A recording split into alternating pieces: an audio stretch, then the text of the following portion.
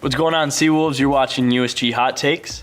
I'm your host, A.T Bianco, and today our guest is first-year journalism professor, Tania Rashid. Thank you for being with us today. Thanks for having me. So shout out, first of all, to FSA and Colin Art for the wings, so thank you for the hookup on that. So Tania, what's your experience with hot foods? I'm South Asian, so I grew up on hot foods. I think I could handle this.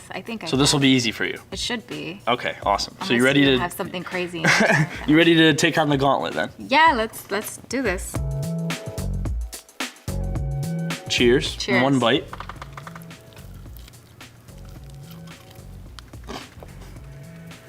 Okay. Did a little research. You grew up in Saudi Arabia? Yeah. And Bangladesh. Yeah. What was Tania's experience coming to America? When I came to America, I didn't speak any English, and I was in Utah, of all places. And it is a majority Mormon area where I grew up in Salt Lake City. So I was the only brown girl there, and it was quite the adjustment. What was that experience like, not really knowing the culture and you kind of being new to a country? What was that experience like? So I learned English watching Sesame Street and Mr. Okay. Rogers. I definitely got a taste of what it's like to feel like an outsider. But the beautiful part of the story is I made a new friend who was initially my enemy and used to bully me a lot. And then somehow we clicked later on. Would you like to go further in depth about that friend? So yeah, she used to dump sand on my head.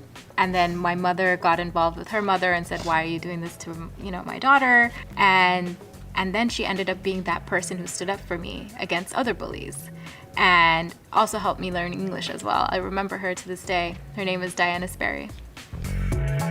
So are you ready to get to the second sauce? Sure. Clink wings. Cheers. All right, One cheers. bite.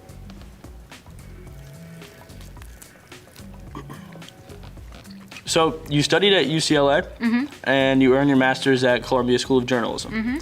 Have you always wanted to become a journalist, and what was your experience like in school?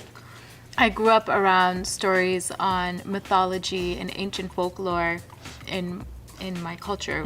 My family is Bangladeshi.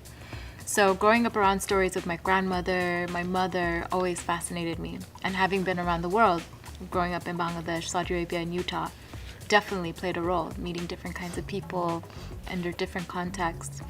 But I never knew it was journalism. I just knew I loved stories, and I loved folklore, and I loved the stories that my family had to tell. So then eventually I studied global studies and history at UCLA with an emphasis on South Asia and Africa.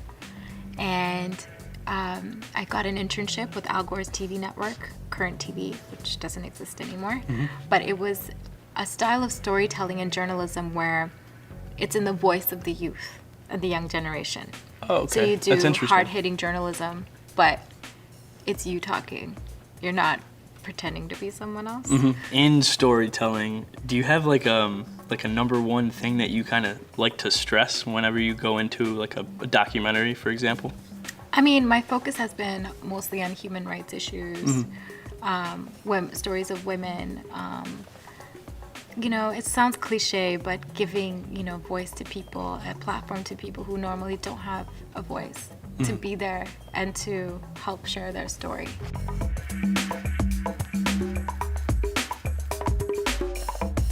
Look at the look on his face.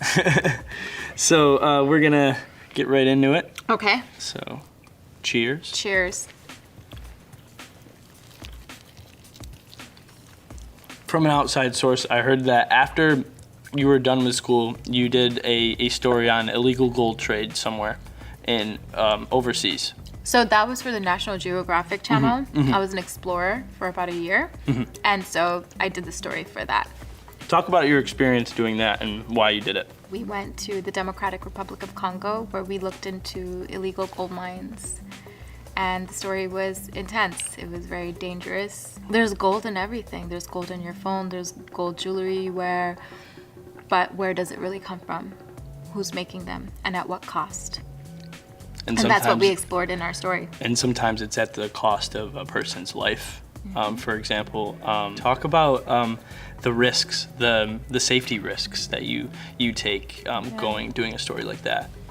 So yeah, you do risk assessment. I've done hostile environment training classes. Say someone's limb exploded, you'd know how to use a tourniquet, or do CPR if someone, went unconscious and couldn't breathe and was having a heart attack. So how long did that story take to develop and finish altogether? It takes time. There's like a whole procedure and process. There's a pre-production process where you are in touch with sources on the ground who are there to help guide you through the story. And then that's like the longest part, setting everything up, making sure everything is secure and that our beats, the visuals we want to get for the story are, organized. And then there's the production process, which I think we spent like close to 2 weeks, 12 days, I think. So is that, 12-hour, 16-hour days kind of thing? Long days, okay. Long nights, yeah. None of this has been spicy, by the way. All right, cool. I have not been impacted All right, at all. well, I'm glad. I'm glad you're not suffering. So we're going to have this sauce here, the bomb. But I thought the point was to make me suffer, to make sure that Well, I'd rather you not.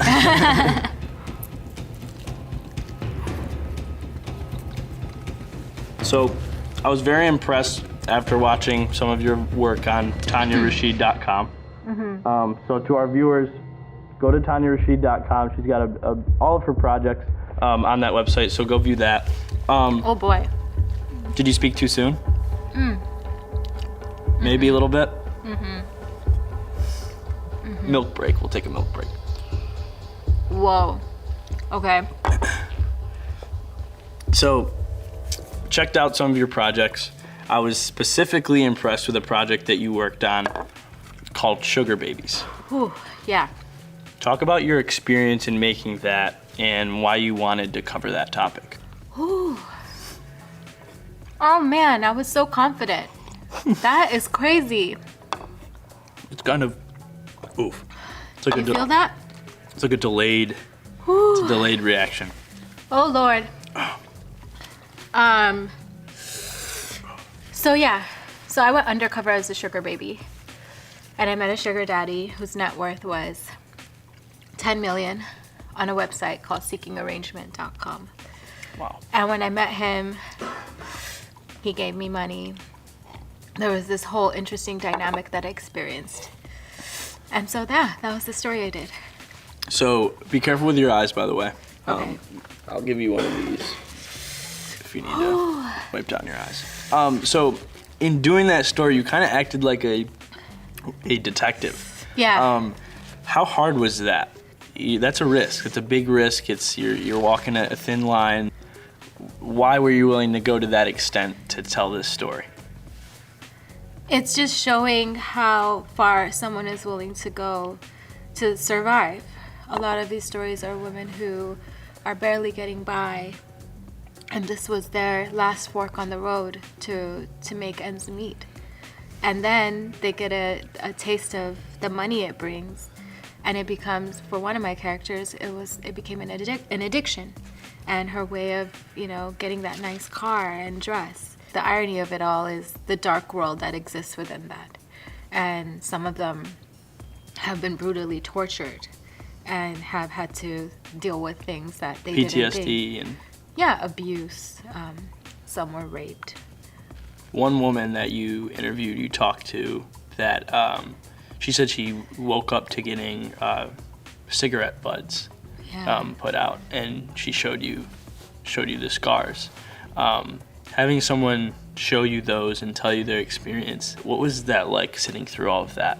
It's really painful to hear stories like that, to hear about, the suffering someone goes through and the abuse. It was really courageous of her to witness her tell her story as a warning of what the bad things are that could happen. Because I also showcase a woman who goes on dates and then makes money and said nothing happened to her. Right.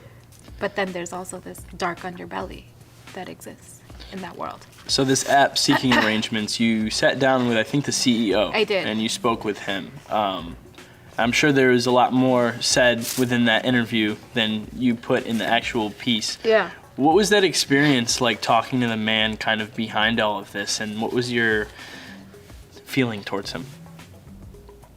I think he tapped into a market and is selling a dream, and I think they have an image to maintain and money to make off of that site. It was a very, scripted, thought out message from him. The entire production process of that story, was that one of the longer ones or one of the shorter ones that you've done? It took a few months No. because we traveled all over the U.S. So Okay. the woman I interviewed who had the cigarette butts put out on her was in Colorado. The character who was making all that money in the condo and whatnot was in Las Vegas.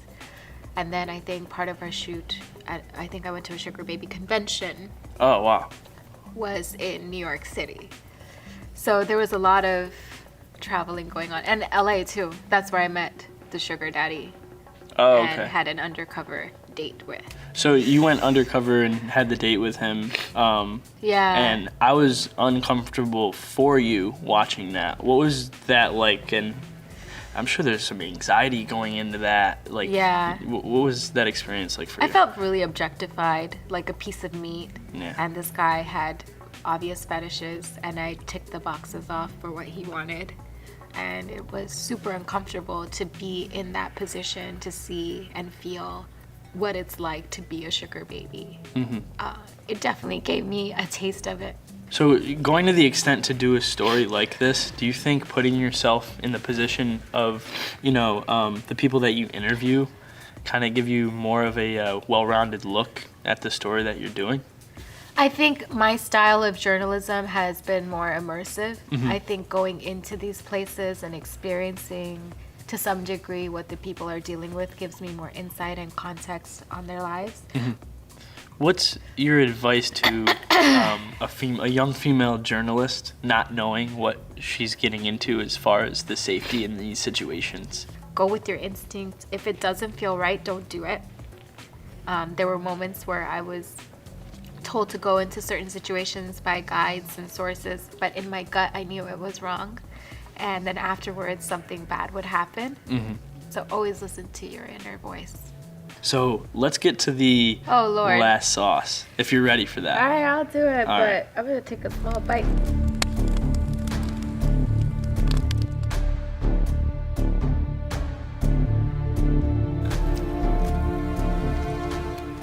This one's a little, it kicks in after a while, so watch out. So you've produced for National Geographic, CNN, Vice Oh, News, Lord. Vice News as well. Yeah. Why does teaching young journalists interest you? And what is the one? I'm not responding to that. I'm responding to that. I'm not responding to your question. I'm responding to this chicken wing. Milk? You need milk? Yes. Celery?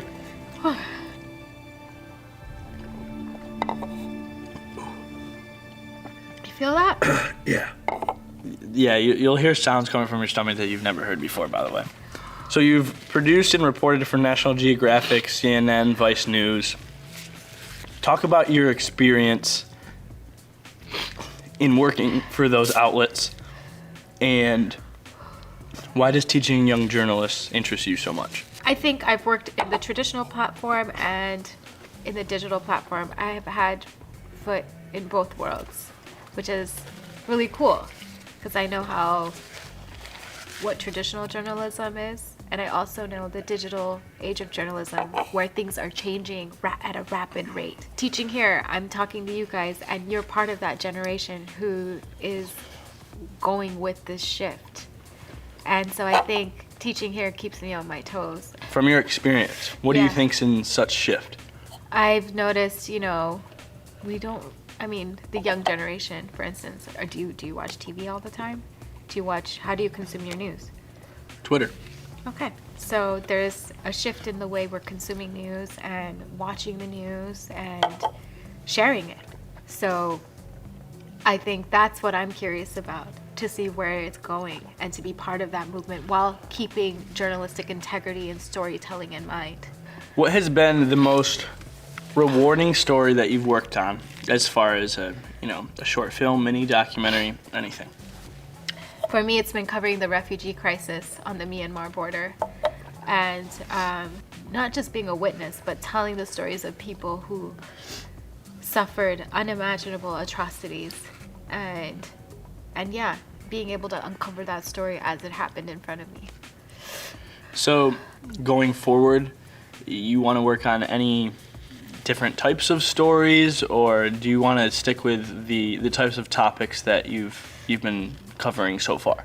Yeah, I'm into hard-hitting stories. So the next piece we're working on, my partner and I, we're working on a series, and one of our stories is set to take place in Afghanistan. Wow. So I just got done with hostile environment training, I think a 5-day course to prep us for going to Kabul, hopefully at the end of this year. Awesome. Well, good luck with that story. Thank you. I really appreciate you being here on Hot Takes and going through the gauntlet with us. Oh yeah, that was really tough. The last two were probably the toughest. They kind of linger in. Still lingering. It's really painful. To our viewers at home, you're watching USG Hot Takes with new first-year journalism professor here at Stony Brook, Tania Rashid. I'm your host, A.T Bianco. Thank you for watching. I have a hard time keeping a straight face sometimes. I'm sure I made a lot of faces and my nose was running. I don't know. Hey, what's up, Seawolves? Thanks for watching that last episode. If you want to see more episodes, check us out on our YouTube channel at SBUSG. Thanks for watching.